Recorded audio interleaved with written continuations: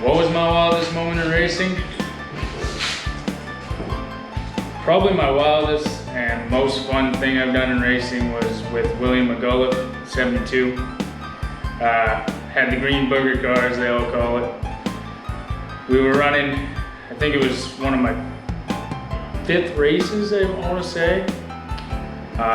Side by side, just neck and neck. He was the fastest car back then, and it was just me and him. We kept looking over at each other, you know, suspense, just eager at us like that. And there's no racing like that when you ain't touching paint. You're just like this, right into the corners. Nothing more fun than that. Nose and nose, nose and nose. Checkered flag comes. Right to the throttle. You hear his engine wind up, you wind yours up higher. It's just wild. That was probably my wildest moment and most fun moment.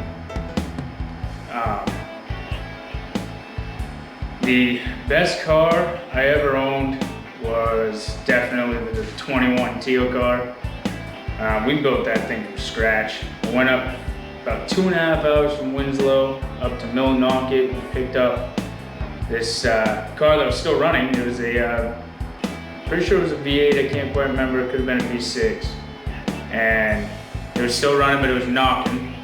We ripped the guts out of it, sold every piece, stripped it all down, hours and hours of cutting this thing up, and bring it to Jeff Burgess. He built the cage, the body. We went, got the 602 crate motor out of the Green Booger. That wasn't blown yet. And built that car from scratch, and we went out there. First time it ever went out on the track for practice, we rented the track, and we got a 17.5, so we thought we had something there. And of course, we weren't smart enough to shut it off. Let it run a little too long in the beginning, and cooked a little bit of it. Brought it up to Bernie, he fixed it, we come back, 17.2s, 17.3s, 17.1 even. And through all that, got into a little bit of suspense there with the divorce and sold it to Chris Watson. As you see now, it's a 35 car. She's a bullet.